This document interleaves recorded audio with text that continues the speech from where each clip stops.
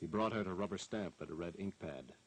M opened the pad, tamped the rubber stamp on it, and then carefully pressed it down on the gray cover. He turned the docket round and pushed it gently across the desk to Bond. The red sans serif letters, still damp, said, "For your eyes only."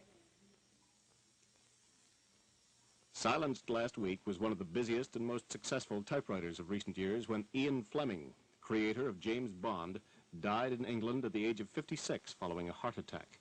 Ian Fleming's name first appeared on the bookstands in 1953 with the first of Bond's adventures, Casino Royale, which he had begun to write at the age of 44.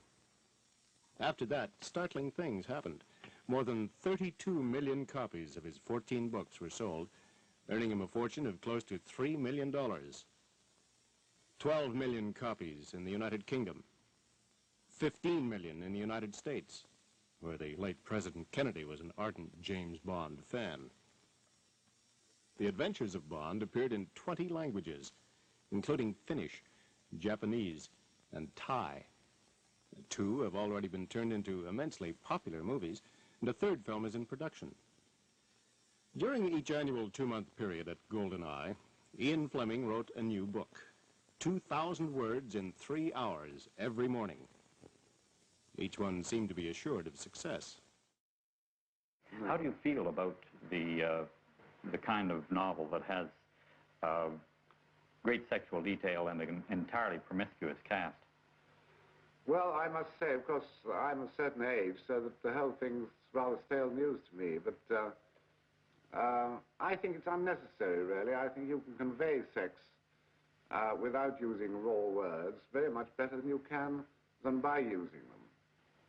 You yourself referred to the fact that you don't use the Anglo-Saxon 4-letter words. I take it you disapprove of that in literature?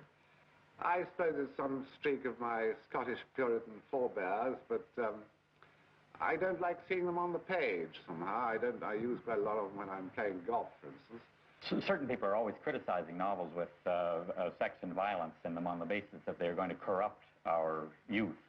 How do you feel about that? And I meant for warm-blooded, heterosexual adults, you know, in beds and railway trains and aeroplanes. They're not meant for schoolboys. Teenagers presumably are reading them, however. Oh, yes, they are, and I think they're enjoying them very much. My son hasn't yet got to read them. He's about 11 and a half. He thinks they're very dull. In one of the books, you have Bond referring to his own basically dirty life. Well, of course, spying is a dirty trade, and we all know it. Khrushchev has said so, and so has Allen Dulles. Well, why do you think a hero who engages in a dirty trade and leads a basically dirty life has become so popular with the reading public?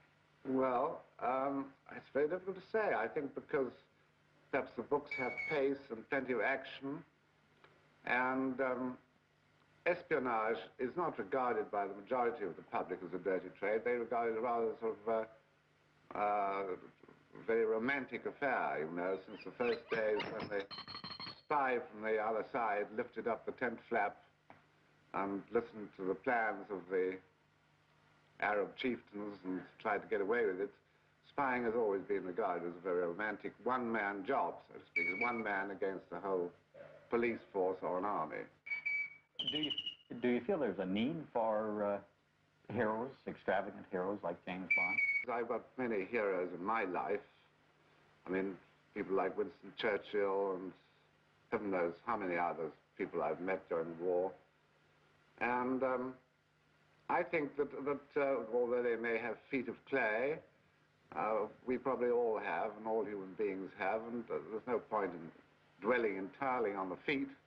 There are many other parts of the animal that could be examined. And I think that people like to read about heroes. Mr. Fleming, in your books there's a great amount of detail. Is this detail based on personal experience? Do you make it up? Where does it come from? Well, I can say it's 90% from personal experience, really. I wouldn't say the espionage detail is, because although I worked in naval intelligence during the war and got mixed up in a lot of shenanigans, of course, if I started sticking too close to the espionage, true espionage work of today, I should be in trouble with the Official Secrets Act in England, even supposing I had access to information.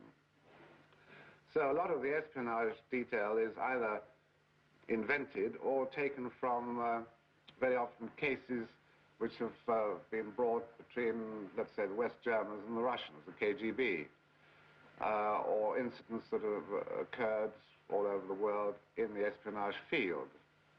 And of course, the whole battle goes on the whole time, so there's plenty of material available in that direction. As for the backgrounds, I try and, I can't really write about anywhere that I haven't seen myself.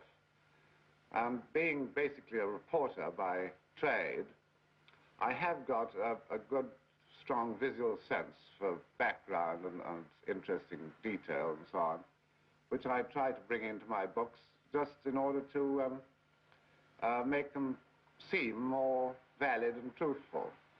And of course, if you're off on some tremendous plot with heaven knows what, James Bond in a hassle with some terrible villain, if he can use a Ronson lighter, let's say, or drive a Bentley motor car, or stay in the Ritz Hotel, this all brings the reader back to earth.